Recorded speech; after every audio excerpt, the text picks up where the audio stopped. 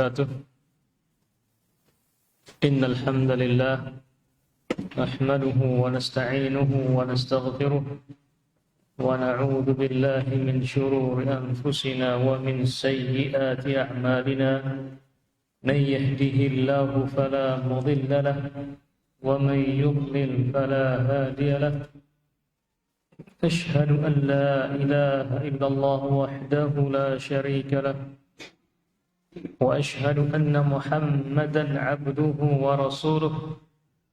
قال الله تعالى في كتابه العزيز: يا أيها الناس اتقوا ربكم الذي خلقكم من نفس واحدة وخلق منها زوجها وبث منهما رجالا كثيرا ونساء واتقوا الله الذي تساءلون به والأرحام إن الله كان عليكم رقيبا.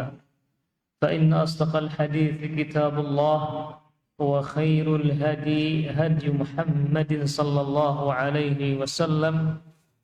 وشر الأمور محدثاتها فإن كل محدثة بدعة وكل بدعة ضلالة وكل ضلالة في النار. أما بعد، فيا أخواتي rahimakumullah jami'an, kita kembali membaca kitab Minhajul Firqatin Najiyah wa Ta'ifatil Mansurah, terjemahan bahasa Indonesianya yaitu Jalan Golongan yang Selamat.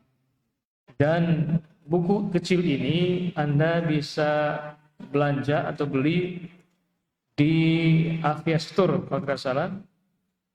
Di judulnya Jalan Golongan yang Selamat, dan harganya sekitar di bawah 50-an ribu.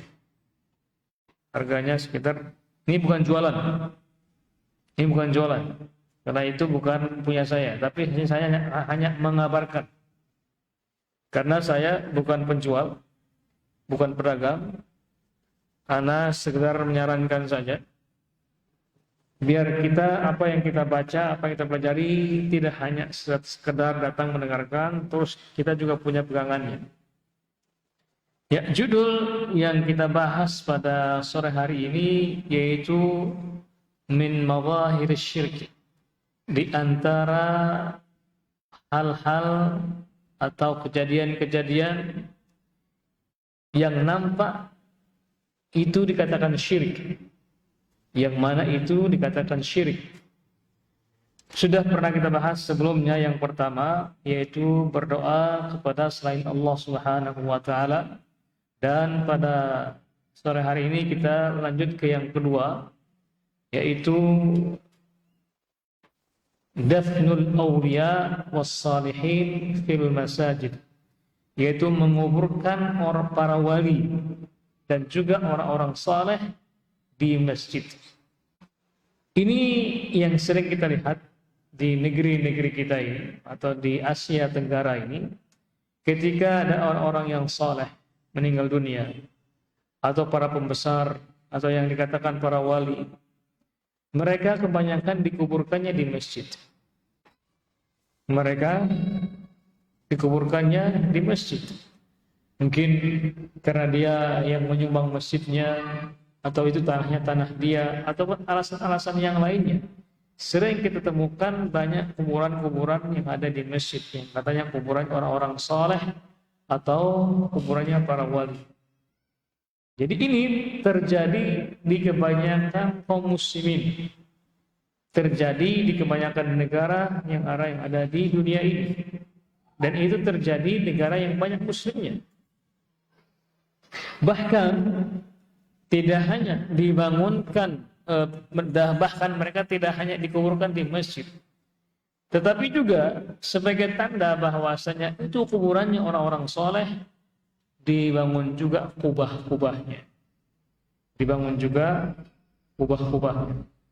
Seperti di India ada yang namanya Taj Mahal.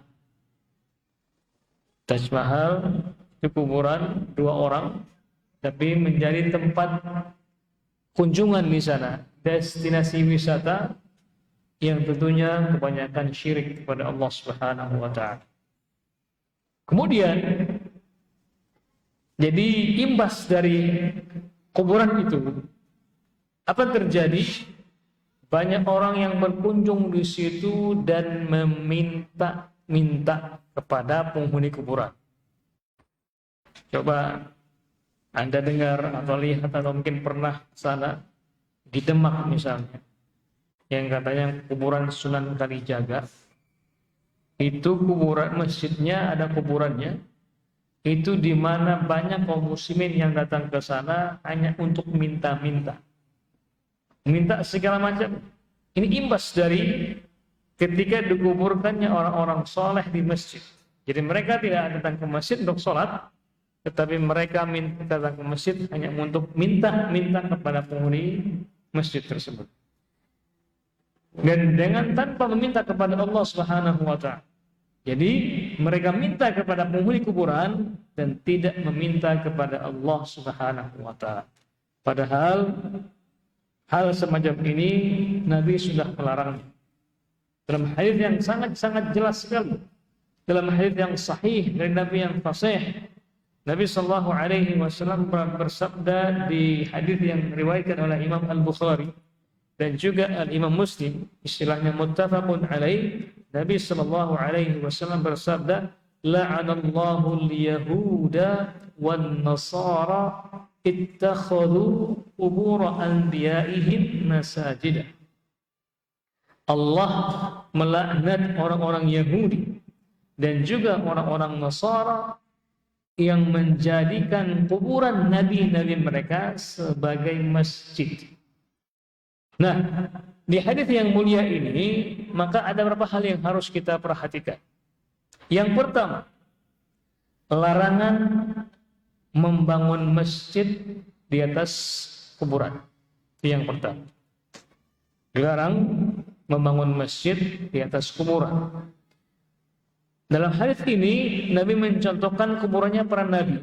Nah, kuburannya nabi saja tidak boleh dibangun di atasnya masjid, apalagi kuburan orang-orang yang biasa, yang di bawahnya maksudnya orang-orang soleh atau para wali juga tidak boleh. Kenapa? Karena kuburan Nabi pun tidak boleh dijadikan masjid. Mungkin ada yang bertanya, Ustaz, bagaimana dengan kuburan yang ada di Masjid Nabawi? Bukankah di Masjid Nabawi itu ada kuburan Nabi dan dua sahabatnya, yaitu Umar bin Khattab, Abu Bakar dan Umar bin Khattab radhiyallahu anhu. Bukankah ini sebagai dalil bahwa saya dibolehkannya dibangunkan masjid atas kuburan atau sebaliknya? Ingat, awal mula Masjid Nabawi dibangun tidak ada kuburan. Tidak ada kuburan. Nah, di zaman Nabi kita Muhammad sallallahu alaihi wasallam, ukuran masjidnya itu masih hanya untuk menampung penduduk Madinah yang terbatas pada saat itu. Dan rumah Nabi dan rumah istri-istri Nabi itu mengelilingi Masjid Nabawi dan jaraknya berdekatan. Dan ketika Nabi sallallahu alaihi wasallam wafat, dan wafatnya adalah di rumah Aisyah radhiyallahu anha. Wafatnya Nabi sallallahu alaihi wasallam di pangkuan Aisyah radhiyallahu anha. Dan sunnah Allah Subhanahu wa taala, sunnatullah itu, takdir Allah itu, kata Nabi sallallahu alaihi wasallam, al-anbiya yudfanu haitsu ma matu, atau kama qala Nabi sallallahu alaihi wasallam. Jadi para nabi itu dikuburkan di mana mereka wafat. Karena Nabi sallallahu alaihi wasallam wafatnya di rumah Aisyah. Ingat, wafatnya di rumah Aisyah ya. Wafatnya itu di kediaman Aisyah, bukan di masjid. Akhirnya pun Nabi sallallahu alaihi wasallam dikuburkan di rumah Aisyah. Kemudian terjadilah perluasan masjid. Kemudian juga di zaman Khulafaur Rasyidun banyaknya orang-orang yang masuk Islam. Kemudian sampai ke Al-Khalifah yang setelahnya Al-Ma'mun, terjadi perluasan-perluasan. Maka mau nggak mau dimasukkanlah kuburan Nabi kita Muhammad sallallahu alaihi wasallam masuk ke dalam masjid. Tapi ingat, itu sudah berlapis-lapis temboknya itu agar bangunan kuburan tidak menyentuh bangunan masjid. Sudah berlapis-lapis itu. Sudah berlapis-lapis. Nah, dari kesimpulan inilah para ulama menyimpulkan perbedaan masjid Nabi dengan masjid yang lain. Kalau masjid yang lainnya satu kebaikan, satu kebaikan, namun Masjid Nabawi itu 1000 kali. Maka jangan pernah kita mengkiaskan bahwasanya kita boleh membangun masjid di atas kuburan berdasarkan kuburan yang ada di Masjid Nabawi. Ingat, pahalanya beda. Salat di sana beda, pahala di salat di sana 1000 kali dibandingkan masjid kita yang ada di selain Masjid Nabawi. Jadi itu bukan dalil dan juga bukan kiasan. Nah, kemudian hikmah yang berikutnya dari hadits Nabi sallallahu alaihi wasallam ini, la'anallahu al-yahuda wan nasara ittakhadhu qubur anbiya'ihim masajida. Allah melaknat orang-orang Yahudi dan juga orang-orang Nasara yang telah menjadikan kuburan nabi mereka sebagai masjid. Juga kebalikannya, bahwasanya kita tidak boleh membangun kuburan di atas masjid. Kita tidak boleh membangun kuburan di atas masjid. Kalau yang pertama, tidak boleh membangun masjid di atas kuburan. Juga tidak boleh menguburkan jenazah di dalam masjid. Dan hikmah yang berikutnya, bahwasanya ketika di dalam masjid atau di daerah masjid itu ada kuburan di situ, maka kita tidak boleh sholat di situ. Sebab Nabi Shallallahu Alaihi Wasallam bersabda, la tusallu alal qubur wa la tusallu alaiha, atau kama qala Nabi Shallallahu Alaihi Wasallam, janganlah kalian sholat menghadap kuburan atau di atas kuburan. Jadi ingat, ketika kita ingin sholat di suatu masjid, perhatikan dulu apakah di sekelilingnya ada kuburan atau tidak. Kalau ada kuburan, maka Nabi melarang kita sholat di masjid yang ada kuburannya, kecuali ada pembatasnya, kecuali ada pembatas atau penghalangnya, seperti di Masjid Agung Nurul Huda Sumbawa. Jadi di depannya itu ada kuburan, karena ada tembok pembatas maka itu dibolehkan. Jadi selama ada pembatasnya atau tembok pembatas, walaupun itu hanya pagar plastik misalnya, atau pagar tembok atau pagar kayu, yang penting ada pembatas, maka itu boleh sholat. Tapi kalau di dalam masjid atau lingkungan masjid, walaupun tidak berada di dalam masjid tapi masih dalam lingkungan masjid, maka hukumnya tidak boleh sholat di masjid tersebut. Kemudian yang berikutnya, dari hadis yang kita baca tadi itu, kalau seandainya menguburkan para nabi tidak boleh di masjid, maka tidak boleh juga menguburkan orang-orang selain para nabi itu di masjid juga. Kenapa? Ilman bi anna hadzal madfun qad yud'a min dunillah. Jadi kenapa Islam melarang umatnya menguburkan orang-orang soleh atau para wali di masjid?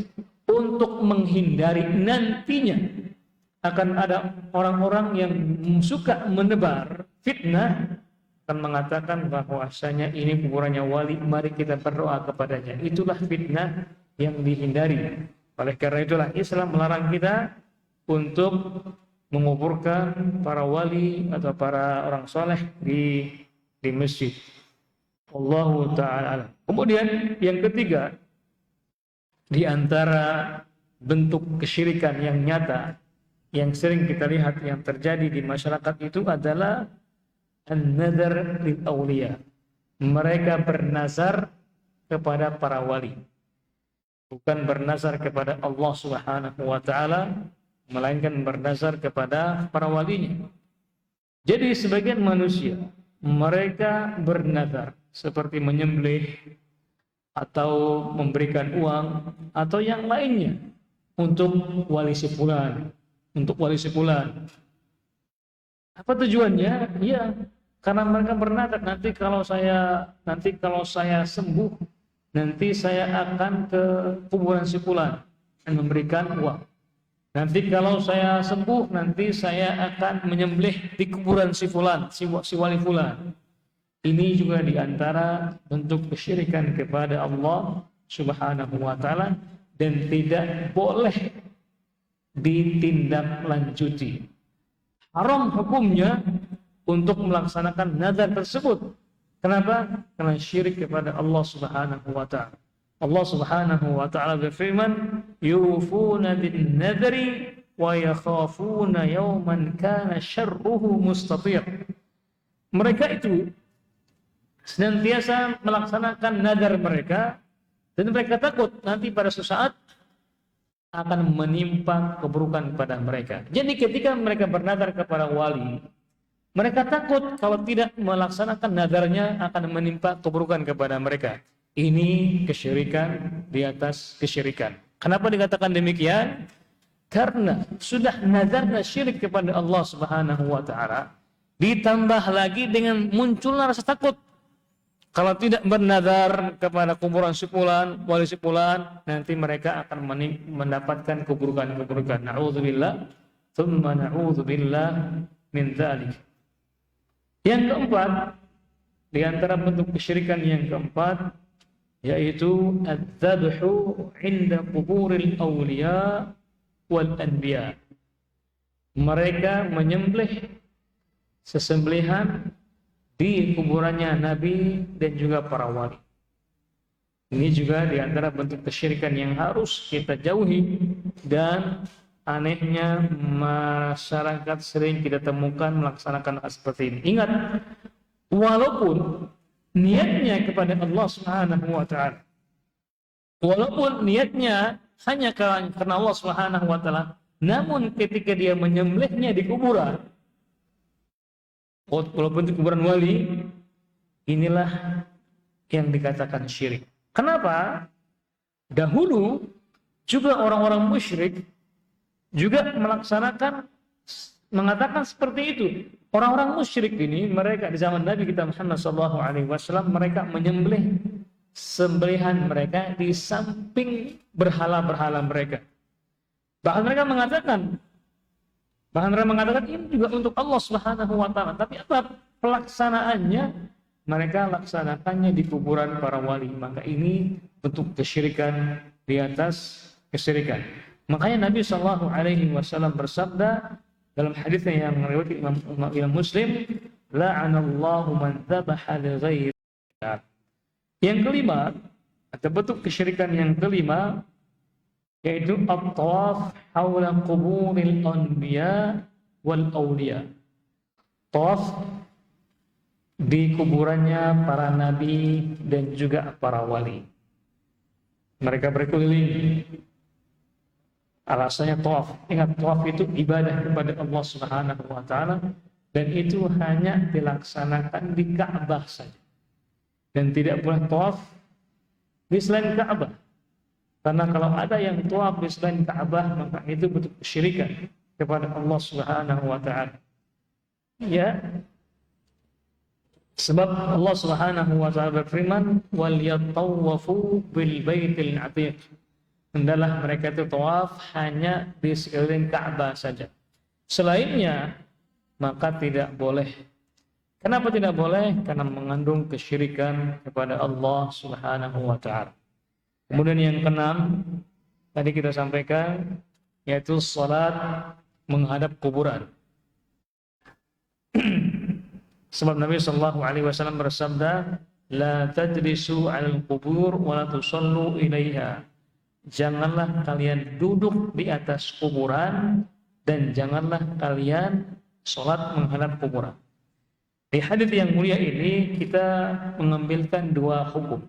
Yang pertama, kata Nabi sallallahu alaihi wasallam, la tajlisu al-qubur. Larangan bagi para pengunjung kepada kita semuanya untuk duduk di atas kuburan. Ini juga harus kita perhatikan kepada orang-orang yang suka menghadiri pemakaman. Mereka dengan begitu gampangnya duduk di atas kuburan. Duduk di atas kuburan. Bahkan mereka dengan gampangnya itu memasuk ke dalam kuburan dengan menggunakan sandal, padahal Nabi sallallahu alaihi wasallam melarangnya. Kita harus berjalan di pemakaman itu di pinggir kuburan dan dengan melepaskan sandal kita. Itu diantara tuntunan atau sunnah Nabi kita Muhammad sallallahu alaihi wasallam.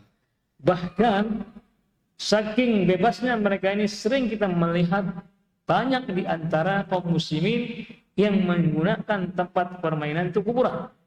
Kuburan jadi tempat bermain.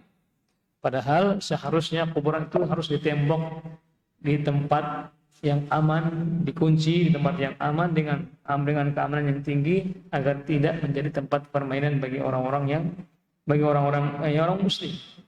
Hukum yang kedua, wala tusallu ilaiha. Kita juga tidak boleh salat menghadap kuburan. Kenapa? Karena larangan dari Nabi kita Muhammad sallallahu alaihi wasallam, dan yang kedua karena dikhawatirkan munculnya kesyirikan kepada Allah Subhanahu wa taala. Ini diantara kajian kita pada sore hari ini. Insyaallah kita akan teruskan pada pertemuan berikutnya. Tinggal 2 atau 3 bahasan lagi, yang ke-7, 8 dan yang 9, di antara bentuk-bentuk kesyirikan yang nampak yang terjadi di antara kaum muslimin pada dewasa ini. Baik, sebelum kita akhiri, mungkin ada yang perlu disampaikan, ditanyakan. Kita persilakan ditulis di kertas. Sini sudah ada Abu Ja'far yang siap menerima pertanyaannya. Wallahu taala alam.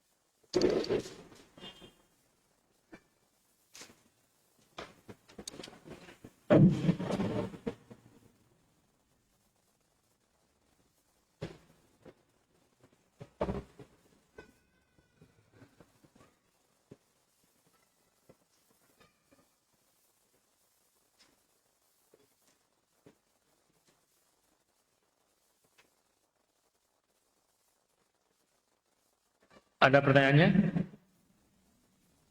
Ya, ada.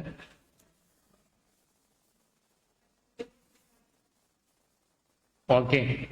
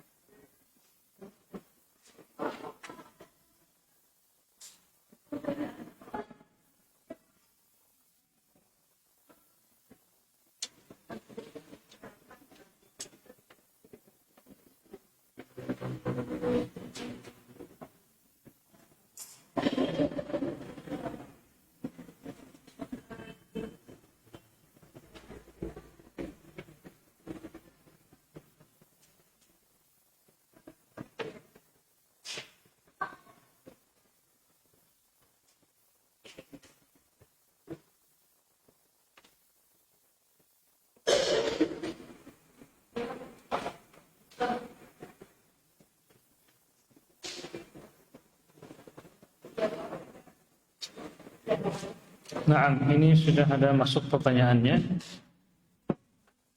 Yang pertama, bismillah, bagaimana jika kita tidak tahu kalau di masjid tersebut ada kuburan, apakah sah sholatnya?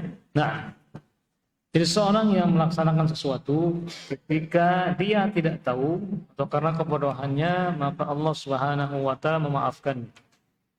Allah Subhanahu wa taala memaafkannya sebab Allah Subhanahu wa taala berfirman, "Rabbana la tu'akhidna in nasina aw akhtana." Ya Allah, jangan kamu jadikan kami orang yang bersalah karena kami lupa atau karena kesalahan kami. Kesalahan yang dimaksud di sini karena kebodohan. Kebodohan artinya karena tidak tahu. Maka kalau ada orang yang sholat di suatu tempat atau di masjid karena tidak tahu, maka sholatnya sah. Sholatnya sah ketika rukunnya, wajibnya, sunnah-sunnahnya sempurna, maka sholatnya sah. Wallahu ta'ala alam. Masya Allah, ini kayak arsitektur ini yang menggambar nih, Masya Allah. Assalamualaikum, bismillah, ana mau bertanya. Di desa saya, Jawa Timur, terdapat sebuah masjid wakaf. Orang yang telah mewakafkan masjid tersebut meminta untuk dimakamkan di masjid tersebut. Masya Allah, ini gambarnya luar biasa, detail sekali. Nah, ketika ada masjid, kemudian ada kuburannya, dan ternyata yang mewakafkan masjid itu minta dikuburkan di masjid. Ingat, kalau seandainya terjadi hal demikian, kalau seandainya bisa dipindahkan, kalau seandainya kuburannya duluan, baru masjid, maka masjidnya yang harus dipindahkan. Tetapi kalau masjidnya duluan, kemudian baru kuburan, maka kuburannya dipindahkan. Boleh dipindahkan kuburan. Nah, sekarang permasalahannya kita turun-temurun, kita turun yang keberapa? Kita mengetahui bahwasanya di masjid itu ada kuburan. Kita nggak tahu mana yang duluan, mana yang tidak duluan, seperti yang ada di pertanyaan tadi ini. Dan kalau sudah seperti itu, maka ketika kuburannya di dalam masjid, maka itu tidak boleh. Tidak boleh sholat di situ.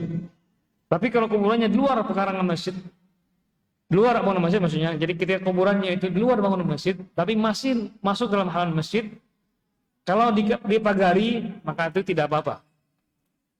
Ditembokin, dipagari, sehingga ada batasan masjid dengan kuburan, maka itu tidak apa-apa. Tetapi kalau di masjid itu ada kuburannya, masuk dalam bangunan masjid, itulah yang dilarang oleh Nabi kita Muhammad sallallahu alaihi wasallam, la tusallu ilal kubur. Janganlah kalian salat menghadap kuburan. Itu yang pertama. Hadis yang kedua, wala tusallu alaiha, dan juga jangan salat di atas kuburan. Kemudian juga Nabi mengatakan, la'anallahu al-yahuda wan nasara ittakhadhu qubur anbiya'ihim masajida. Allah melarang orang-orang Yahudi dan juga orang-orang Nasara menjadikan kuburan orang-orang nabi mereka sebagai kuburan. Jadi ini sudah mendapatkan larangan dari Nabi kita Muhammad sallallahu alaihi wasallam. Nah, dengan pertanyaan tadi ini, maka kalau dilihat dari gambarnya, ini sudah masuk ke dalam bangunan masjid. Kalaupun dipagari tapi masuk dalam bangunan masjid, maka hukumnya tidak boleh sholat di situ. Wallahu ta'ala alam. Ini yang terakhir. Bismillah, Ustaz. Larangan memakai sandal saat masuk kawasan kuburan. Apakah ada perbedaan untuk para akhwat? Jazakallahu khairan. Nah, untuk akhwat atau untuk wanita atau muslimah, Nabi Shallallahu Alaihi Wasallam melarang khusus bagi para muslimah untuk tidak pergi ke kuburan. Jangankan berkunjung, untuk datang melayat saja Nabi Shallallahu Alaihi Wasallam melarang. Dalam hadisnya Nabi Shallallahu Alaihi Wasallam. Jadi jangankan memakai sandal atau tidak memakai sandal, pergi pun ke kuburan Nabi melarangnya. Nabi Shallallahu Alaihi Wasallam bersabda dalam hadis yang sahih. Nabi bersabda, "La'anallahu zawwaratil qubur." Ini hadisnya bisa ditemukan hadis Imam Muslim di kitab Riyadhus Shalihin yang disebut Imam An-Nawawi rahimahullahu taala. Nabi bersabda apa? La'anallahu zawwaratil qubur. Allah melaknat wanita-wanita yang pergi ziarah kuburan. Allah melaknat wanita-wanita yang pergi ziarah kuburan. Jadi ketika ada yang meninggal dunia, biarkanlah yang laki-laki yang pergi. Begitu juga pergi ziarah wanita oleh Nabi kita Muhammad sallallahu alaihi wasallam. Apa hikmahnya? Hikmahnya karena wanita ini punya hati yang sangat lemah. Dikhawatirkan ketika dia di kuburan, dia tidak bisa menahan emosinya, kemudian dia tidak bisa menahan perasaannya, kesedihan yang sebelumnya sudah terobati, ketika dia kuburan luka kembali, dia terluka lagi. Nah, itulah yang agama kita tidak menginginkan terjadi hal tersebut, sehingga wanita ini tidak boleh pergi ke kuburan walaupun hanya rasanya. Kalau berdoa bisa berdoa dari rumah masing-masing. Allahu ta'ala, ini yang bisa kita sampaikan pada sore hari ini, mudah-mudahan bermanfaat. Kalau ada hal-hal yang salah atau kata-kata yang kurang berkenan mohon dimaafkan, karena itulah keterbatasan ilmu saya. Kalau ada benarnya itu semuanya dari Allah Subhanahu wa taala. Sebelum kita akhiri, mari kita menutupi dengan doa kafaratul majlis. Subhanakallahumma wa bihamdika, asyhadu an la ilaha illa anta wa astaghfiruka wa atubu ilaik. Wassalamualaikum warahmatullahi wabarakatuh.